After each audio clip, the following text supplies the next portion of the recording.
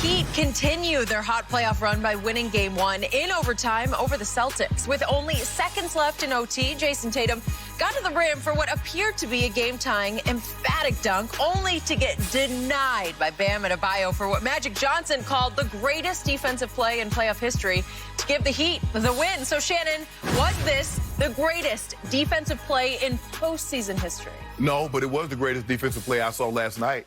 I don't think anything was comparable to it.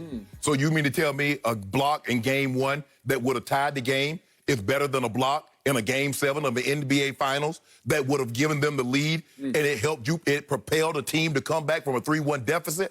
Absolutely not. I'm not taking anything away from Bam because I'm not so sure a whole lot of guys would have even challenged him. Not the fact, Skip, because he's like, well, hold on.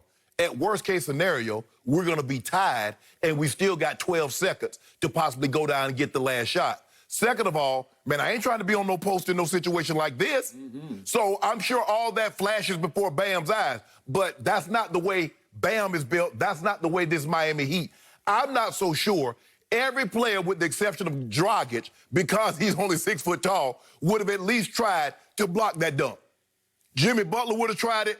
Jay Crowder would have tried it. I'm not so sure everybody. I'm sure Jones, I think the guy Jones that won the dunk contest, there's no question in my mind he's going to try and block it. Yeah. I don't know about Herro or Duncan Robinson. I don't know if they got the up. But knowing Herro. I think Herro does. Yeah, exactly. He's got the mentality. He got the makeup. Yeah. He's like, hey, the only one thing can happen, Skip. Either you're going to make it or you're going to miss it. Yep. As simple as that. But, Skip, look.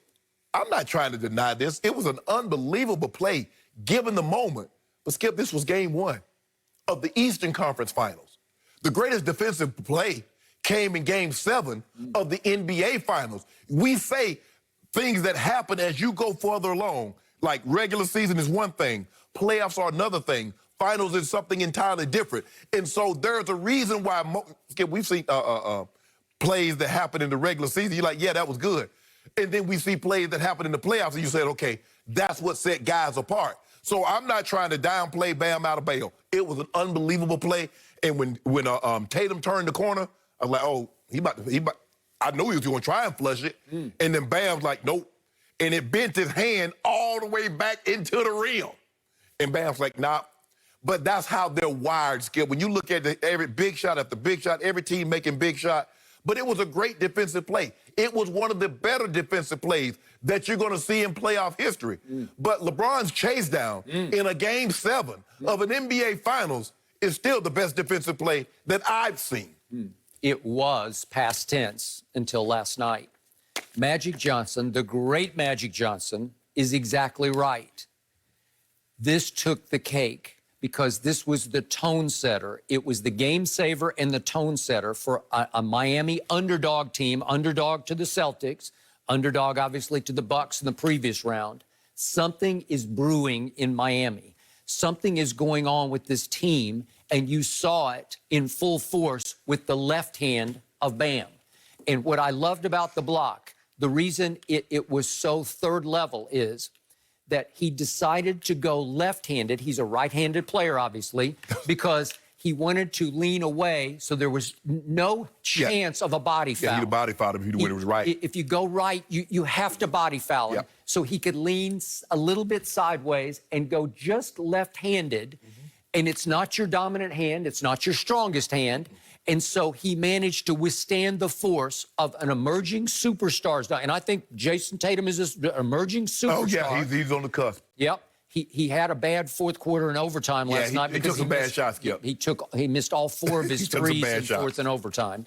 But the point was that Bam, who is the heart and soul, especially of this defensive Miami team, he goes up and lines it up and times it up and nails it and rejects it, and I believe it's going to launch Miami on to win this series. You love the Celtics. I took the Celtics. I took the Celtics. And I took the Heat in this one, in large part because of Jimmy Butler. And quick point on Jimmy Butler, we were ranking players the other day on, I think it was Luka we were doing, and I forgot to even put Jimmy Butler in my top 30. And a lot of people probably wouldn't have him in the top 30 because he's not much of a shooter. Right. But there are very few players I'd rather have on my team in my foxhole in the fourth quarter of a big playoff game. You go in the battle, you better get him. Get him.